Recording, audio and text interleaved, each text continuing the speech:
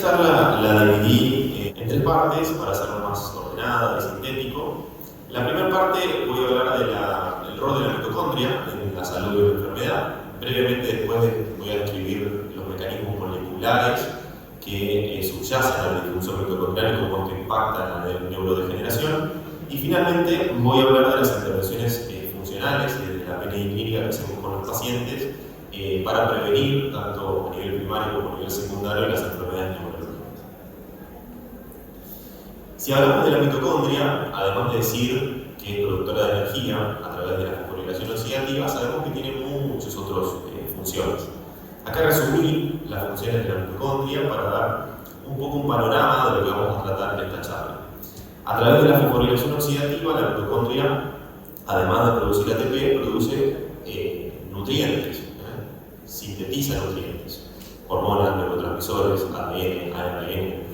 Y a través de esta intervención en la síntesis, obviamente, también interviene en la homeostasis de los nutrientes.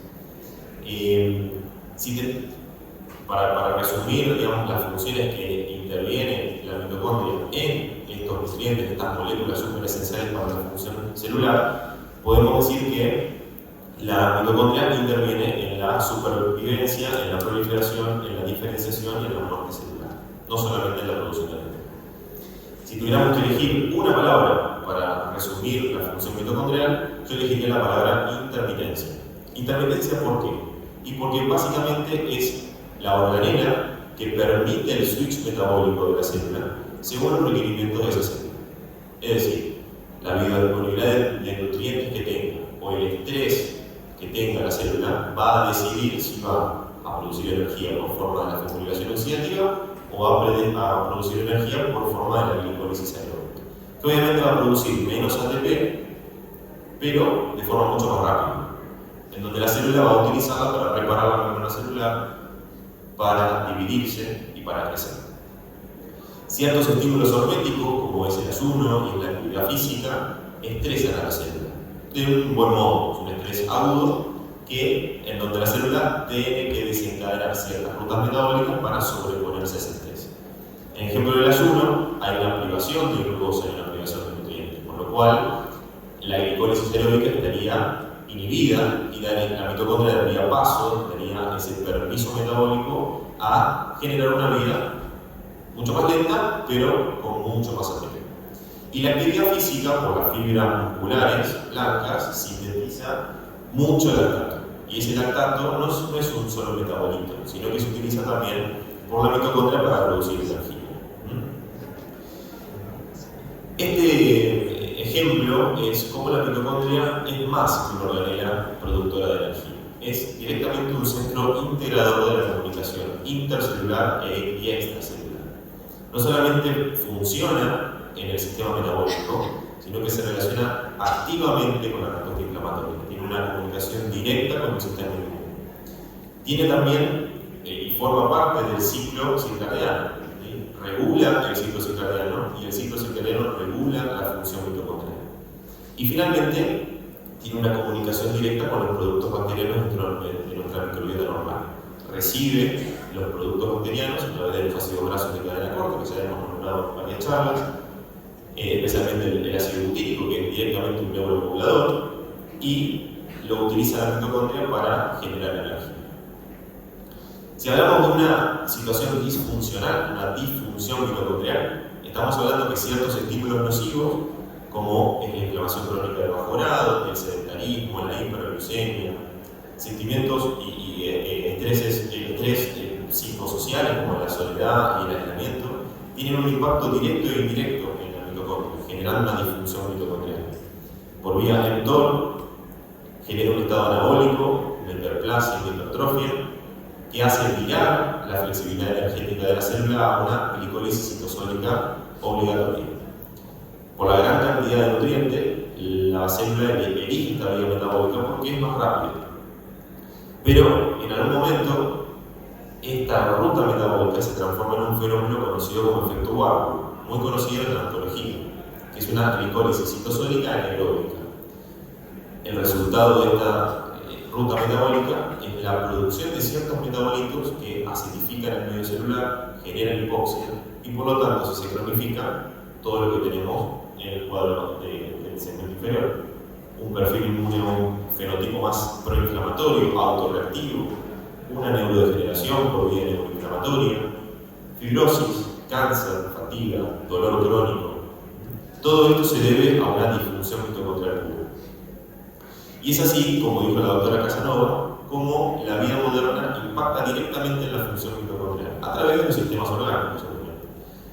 El sedentarismo, la interrupción de los ritmos biológicos, la contaminación, no solamente química, sino también lumínica, y una vida no intermitente, una vida que mantiene una variable constante. Siempre mantenemos la misma temperatura, siempre mantenemos, no soportamos el hambre, ¿sí? Siempre estamos intentando comer. Bueno, todo eso atenta contra la mitocondria, porque la mitocondria nació para ser intermitente, no para ser constante. Lleva una inflamación crónica de bajo grado por medio de una permeabilidad de barrera y una endotoxemia crónica, y eso termina en una disfunción mitocondrial. Esta disfunción mitocondrial lleva, y está estudiado, que la cronificación de las enfermedades es producida por una disfunción mitocondrial. Y no solamente la cronificación de enfermedades, sino la neurodegeneración, la neuroinflamación.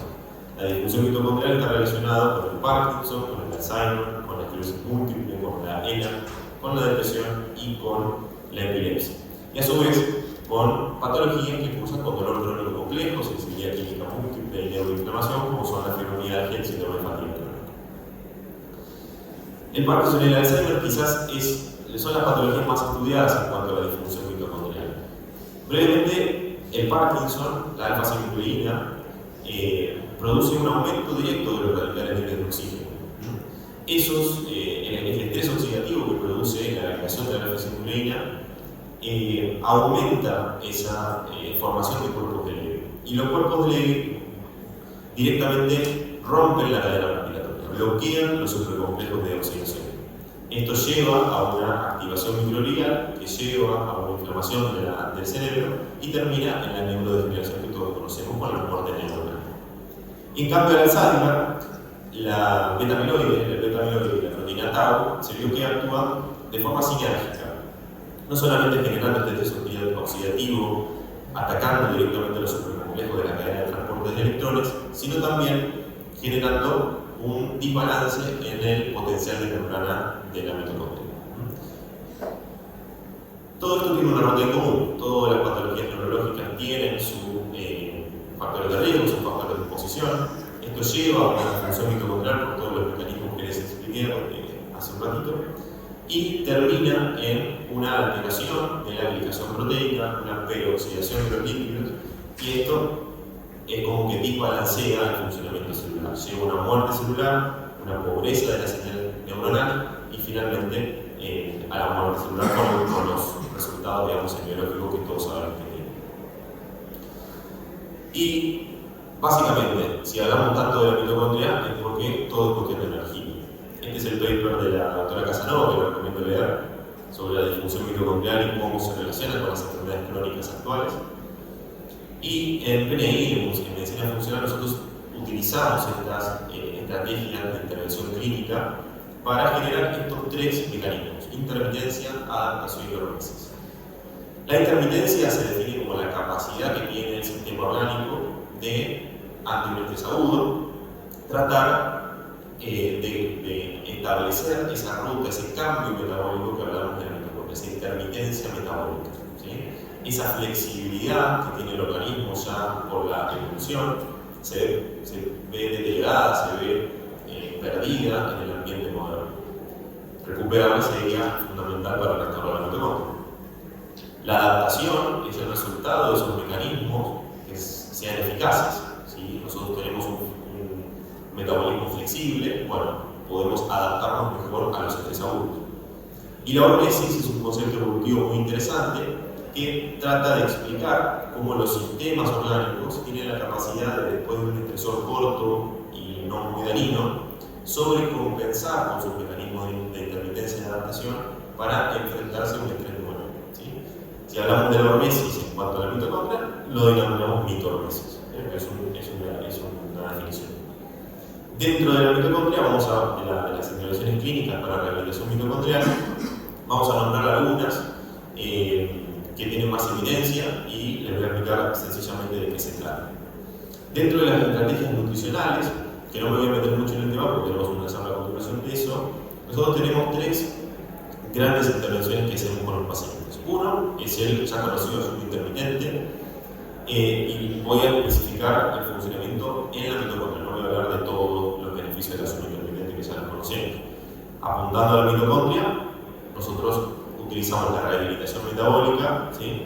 Y un efecto antiguardo, o sea, un efecto que se contrapone con la glicólisis anaeróbica que vimos que se produce en la célula. La baja de glucosa provocada por el ayuno intermitente hace estresar el retículo endoplásmico y hace sintetizar proteínas de tipo 1, la PERK1 que ven acá en el infinito. Esa PERK1 es la que comanda la señal nuclear hacia la mitocondria para restaurar la función mitocondrial y volver a ensamblar los complejos que no están funcionando en un ambiente con exceso de nutrientes. Eso hace aumentar la producción de ATP y eso aumenta el consumo de oxígeno. Y por otro lado tenemos los fitoquímicos. Los fitoquímicos son elementos, moléculas que encontramos en muchos alimentos, que ahora se lo voy a explicar, que podemos saber por estudios clínicos que han tenido efectos citoprotectores directos. Los estudios moleculares nos demuestran que estos fitoquímicos, que encontramos polifenoles, terpenoides, los derivados del azufre, estimulan a un factor de transcripción que es el NDRF2, un factor relacionado al núcleo de tiroide, que lo que hace es directamente contraponerse al estrés oxidativo. ¿Sí? Cuando aumentan los radicales libres de oxígeno, se estimula el NRF2 y contrapone el estrés oxidativo. Fíjense que interesante que el NRF2 es actualmente utilizado por muchos estudios de fase clínica, sponsorizados por la industria, en donde es un target terapéutico para la generación de nuevos fármacos. No solamente para las enfermedades neurodegenerativas, sino para todas las enfermedades crónicas, ya que cursan con la disfunción mitocondrial. Les puse una diapositiva para que tengan todos la información necesaria de qué fitoquímicos podemos encontrar y en qué alimentos encontramos. Lo más natural sería que le inculquemos al paciente que coma estos alimentos, ¿no? Que tienen estos compuestos. La naringerina en los cítricos, el sulforafano en el brócoli y las colias de Bruselas, la curcumina, que está muy de moda hoy en día, quercetina, el resveratrol, obviamente, en las uvas, en los arándanos, y el sulfuro de dialinio que está en el ajo. Les puse las dosis abajo, ¿por qué? Porque estos se consiguen como suplementos. Si el paciente tiene una intolerancia alimentaria o no puede comer por una cuestión personal, bueno, sabemos que se pueden suplementar. Esas son las dosis funcionales de cada uno. Y por otro lado, lejos de la alimentación, tenemos la suplementación básica en la disfunción mitocondrial que utilizamos mucho en la consulta de digo básica porque es lo que damos generalmente de acuerdo a una personalización del paciente. La L-acetilcisteína aumenta el glutatio, que es obviamente un antioxidante. La coenzima Q10 es una ubiquinona que actúa en la cadena respiratoria y estabilización de membrana. La creatina sirve como suplemento no solamente deportivo, sino para neurodesinflamar y tiene un protocolo para hacerlo. La melatonina la utilizamos en dosis muy altas, suprafisiológicas, y esto para generar el efecto antioxidante y el efecto antineuroinflamatorio. Y después tenemos muchos elementos que se utilizan dentro de la función mitocondrial y que sirven como transportadores, factores enzimáticos, como es la carnitina, la vitamina C, la citrulina, la carbonina. ¿Sí? Y por último, para terminar, las estrategias biofísicas. ¿Qué incluimos en la consulta médica de un paciente que tiene la necesidad de prevenir una enfermedad neurodegenerativa o bien mejorar el pronóstico? Bueno, el ejercicio físico. Esto no voy a hablar de los beneficios del ejercicio físico, sí voy a hablar de un ejercicio sumamente importante para la rehabilitación mitocondrial, que es el ejercicio intermitente, de intervalos cortos y de intensidad alta, que es el llamado HIIT. Estos ejercicios de este tipo de intervalos se han demostrado que mejoran la autofagia de las mitocondrias disfuncionantes, aumentan la actividad lisosomal y promueven el equilibrio entre la biogénesis mitocondrial, o sea, la síntesis de mitocondrias nuevas, y también la dinámica mitocondrial, que es la fusión de mitocondrias o la división mitocondrial.